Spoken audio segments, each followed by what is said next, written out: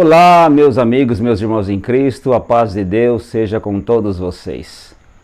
Estou aqui para compartilhar com vocês uma novidade, um sonho realizado. Mas antes quero pedir desculpas para os meus inscritos que há quase um ano não posto vídeo aqui no canal. Esse ano de 2022 foi um ano bem difícil. Eu passei por uma cirurgia no mês de janeiro, estou lutando contra uma doença bastante grave. Ainda estou, né? Mas graças a Deus, Deus tem dado uma recuperação boa e com a ajuda e a oração de vocês, o apoio, com certeza eu terei vitória nessa luta. E para quem não me conhece, eu sou o Irmão Neno e esse canal tem o propósito de evangelizar, ensinar temas da palavra de Deus, discutir temas da palavra. Então o propósito é exatamente esse. O que eu sempre coloco aqui, que a responsabilidade do conteúdo, do que eu discuto aqui, é de minha inteira responsabilidade. Não estou aqui representando nenhuma denominação, mas estou livre para expressar aqui o que eu sempre gostei e amei de falar das coisas de Deus e da palavra. Então, a novidade é o livro que eu sempre tive um sonho de publicar. E eu quero falar para vocês, eu quero apresentar eles. Este aqui é o livro. O título do livro: A Congregação Cristã no Brasil e os Jargões que Deturpam a Fé Cristã. Esse sentimento e esse propósito de publicar esse livro, escrever esse livro, nasceu devido à grande necessidade da coerência e da unidade entre a evangelização de campo e a evangelização dos púlpitos. Ou seja, aquilo que os evangelistas pregam, ensinam através da palavra de Deus e aquilo que nós ouvimos nos púlpitos, que são alguns jargões que, na nossa análise, pela palavra de Deus, jargões que deturpam a fé cristã. Acaba modificando a origem daquilo que as Escrituras diz. E eu sempre tenho dito, quando eu ouço esses jargões que deturpam, que modificam esses temas da palavra, ressalto, eu vejo isso que não é por maldade e por propósito. Eu vejo que é uma ignorância no sentido de não conhecer realmente, que não temos estudo bíblico sistemático na congregação cristã no Brasil. E por esse motivo, temos tradições, aquilo que ouvimos de pais e avós, isso vai passando de geração em geração.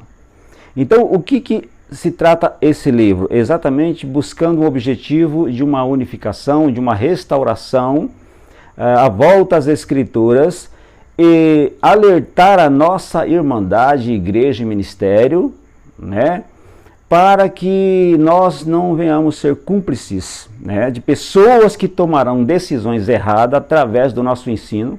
Por mais que tenha boa intenção, você pode estar induzindo essa pessoa por um jargão ou por uma frase que você sempre ouviu e tem como verdade, e quando isso pode estar prejudicando a fé de uma outra pessoa. O livro ele tem alguns... O que é jargão? É uma palavra truncada, uma palavra que é de difícil entendimento. A gente acostuma falar e não paramos para analisar o que isso pode dificultar no entendimento das pessoas. O livro tem, então, a negligência ao estudo bíblico. Isso é um dos temas que a gente trabalhou nesse livro, porque não temos o estudo bíblico sistemático na CCB. E a gente tem aqui alguns pontos que a gente pontua por que não temos, né? Por exemplo, a letra mata, o espírito vivifica. É verdade isso? A letra mata, ao ler a Bíblia, ela mata. Não dá para ficar lendo a Bíblia porque a letra mata, o espírito vivifica, seria isso? O apóstolo Paulo considerou a sua sabedoria como esterco. Realmente está isso lá? Não seja demasiadamente sábio. A sabedoria que a Bíblia condena, o Espírito Santo revela. O que é teologia? A gente vai explicar o que é isso. A teologia que a Bíblia condena. A Bíblia é ou contém a palavra de Deus? Esse tema, eu diria que seria o tema central desse livro.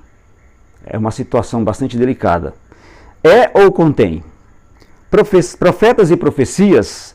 Missão dos profetas do Novo Testamento, profetiza no Novo Testamento, a função do pastor, O salário do obreiro, afinal de contas, o obreiro tem ou não tem o direito de receber?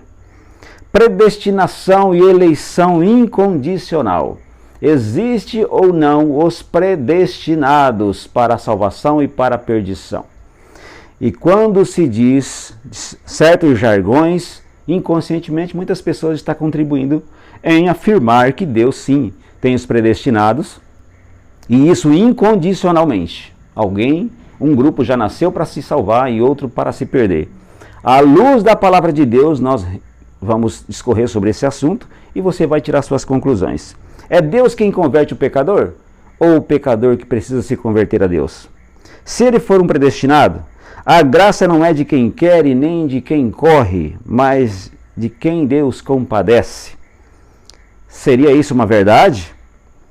Quem não vem pelo amor, vem pela dor. Deus então trata as pessoas com violência? Seria isso mesmo? Isso é coerente com a doutrina dos apóstolos? Se Deus amar a alma dele, um dia ele vem. Você é um peixe fisgado? Ouvimos muito isso, né? Isso está correto? Será que isso não está implicando nas decisões dos ouvintes quando nos visitam, quando vão à igreja? É coerente com o ensino dos apóstolos? Para todas as coisas há um tempo determinado por Deus. Isso está escrito. Quando se aplica isso? Isso está valendo para o presente? Isso é para o futuro? Em todos os aspectos da nossa vida devemos aplicar esse ensino?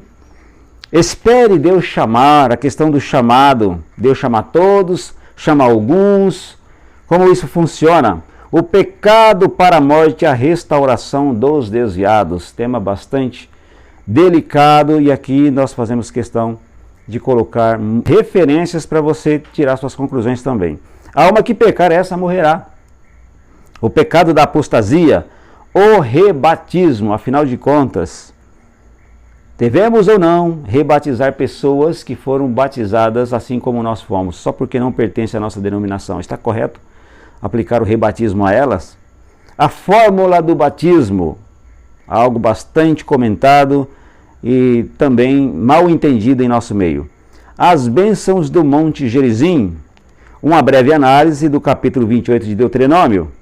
Profecias da Nova Aliança sobre o Monte Sião, cumprimento das profecias, final trágico de Israel apesar das promessas do Monte Gerizim, final feliz da igreja apesar das promessas do Monte... final feliz da igreja sob as promessas do Monte Gerizim e advertências contra as riquezas. É uma obra que não foi muito fácil chegar aqui onde chegamos, mas procuramos com bastante responsabilidade colocar aqui o que realmente temos consciência do assunto. E você pode então estar adquirindo esse exemplar através do contato 65996767615. A gente pode despachar para você para qualquer lugar do Brasil e apenas por R$35. Esse é o valor do livro. O livro, o propósito é para chegar em suas mãos, que isso seja uma bênção para você, para te auxiliar nestas questões aqui que abordamos.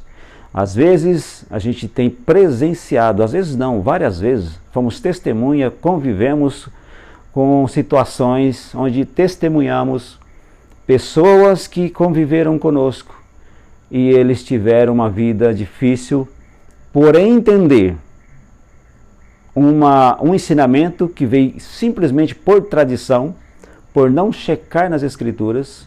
Por exemplo, a questão do pecado para a morte, que se dizia tanto pecado de morte.